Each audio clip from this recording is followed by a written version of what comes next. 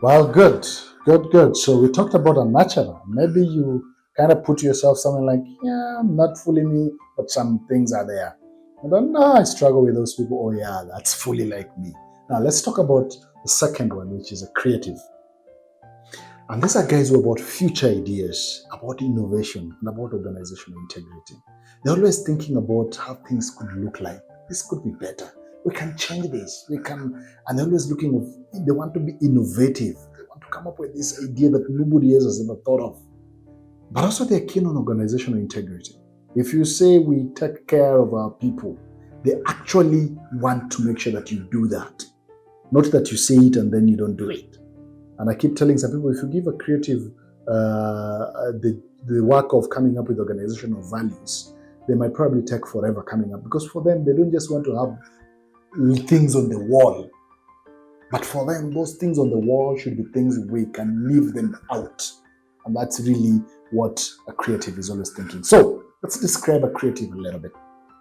They are conceptual architects of future ideas. They're always thinking on, they love to think about the out of the box. They love to say, guys, we've been doing this for long. Can we change this? Can we innovate around this?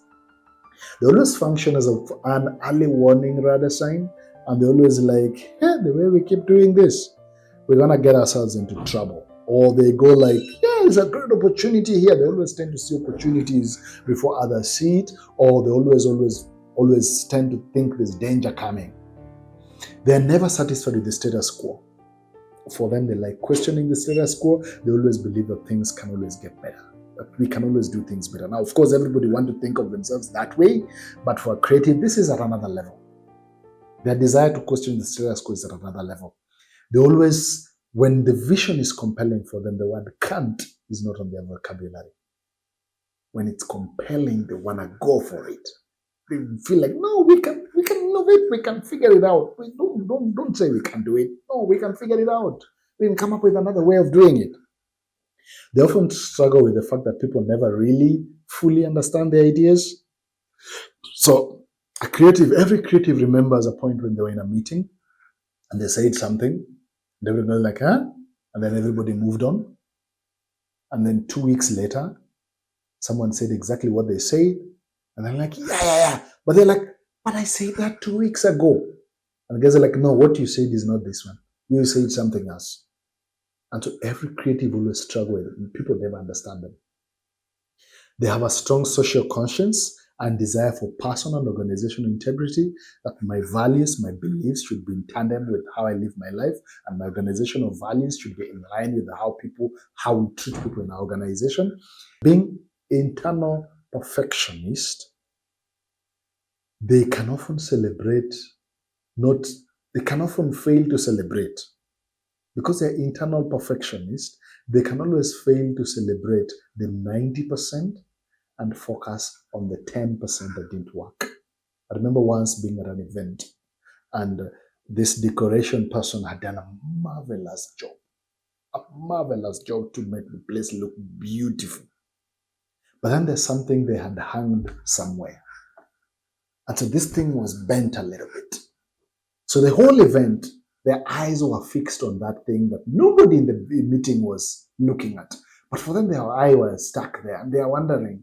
And in their head, so I noticed and I asked him, okay, what's going on? Like, that thing is bent. And I'm like, it's bent how? No, it's bent. Like, no, you forget it. Nobody notices that thing is bent. You focus on the event. And so creatives always, they can forget about the 90% that is going on and focus on that, because they build things in their head.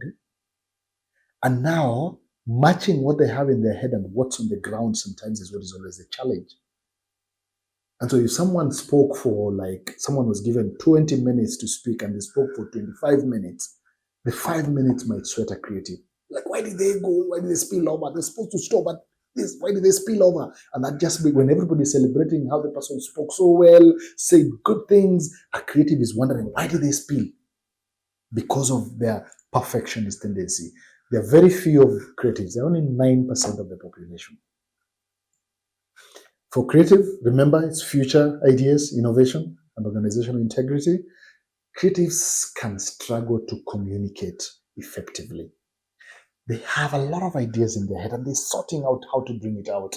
And they don't know how to bring their ideas out. And so sometimes they struggle with that communication.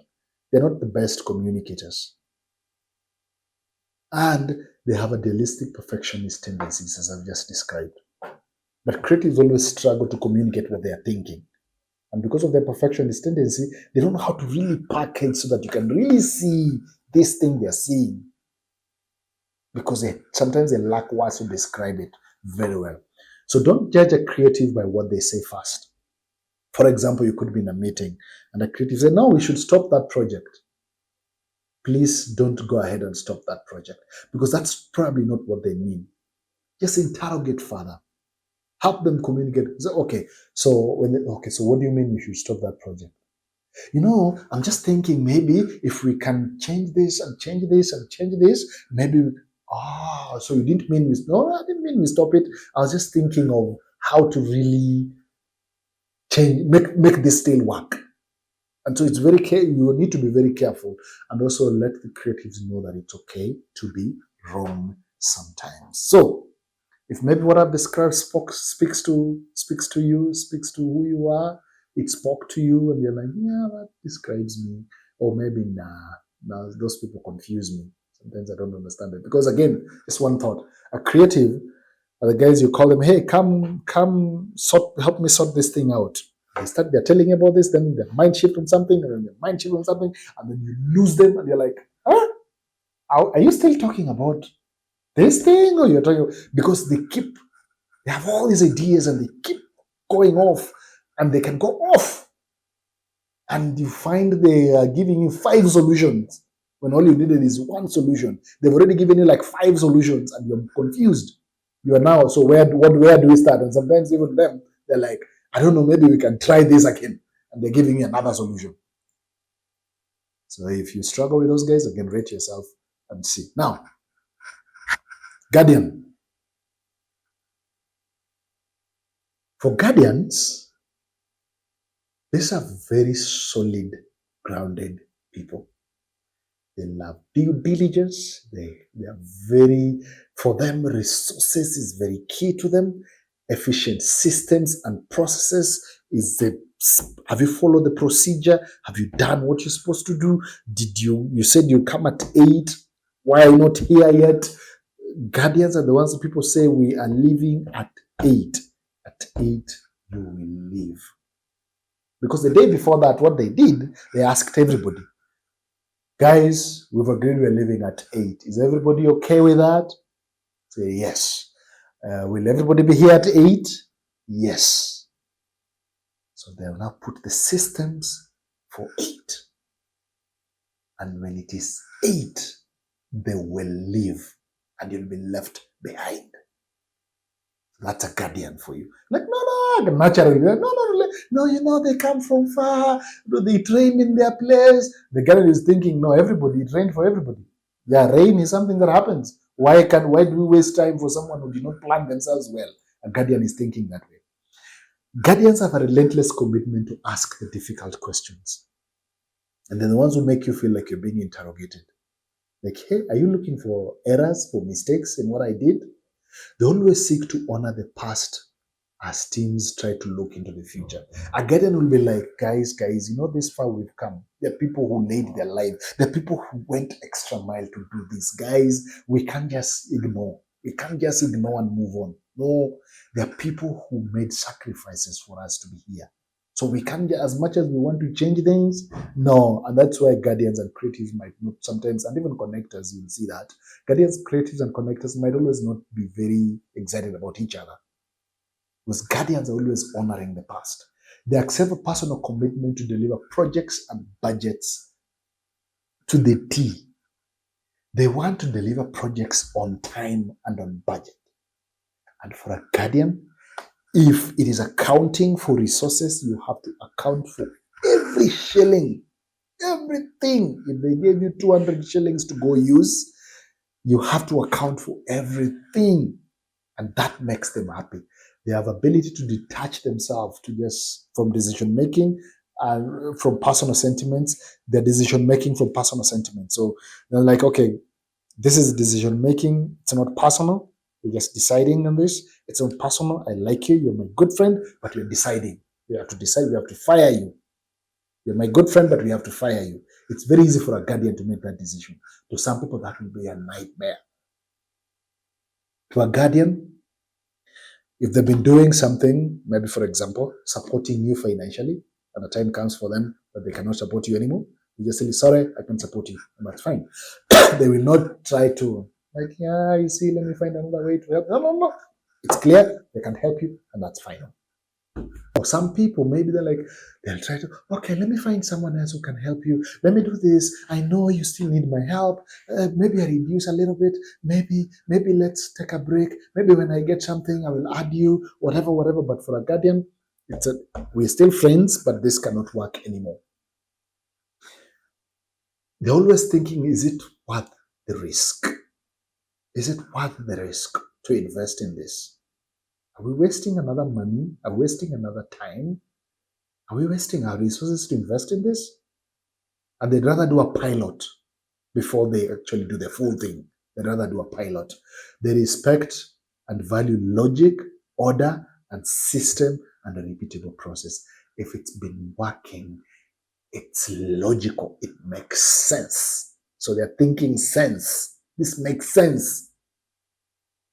For a guardian, that's very key, that something makes sense. The desire for truth and decision making can sometimes override the feelings for others. They love the truth.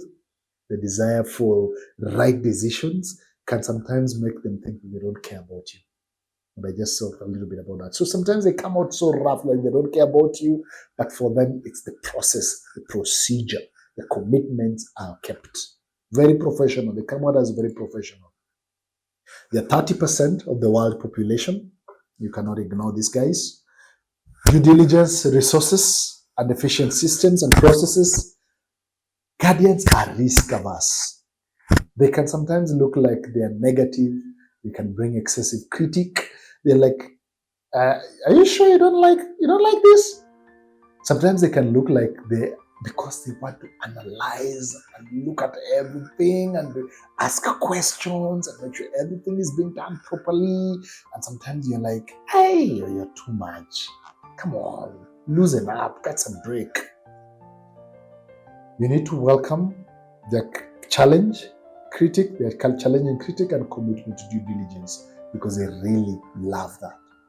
If you can acknowledge their professionalism and their commitment to due diligence, they'll be very happy.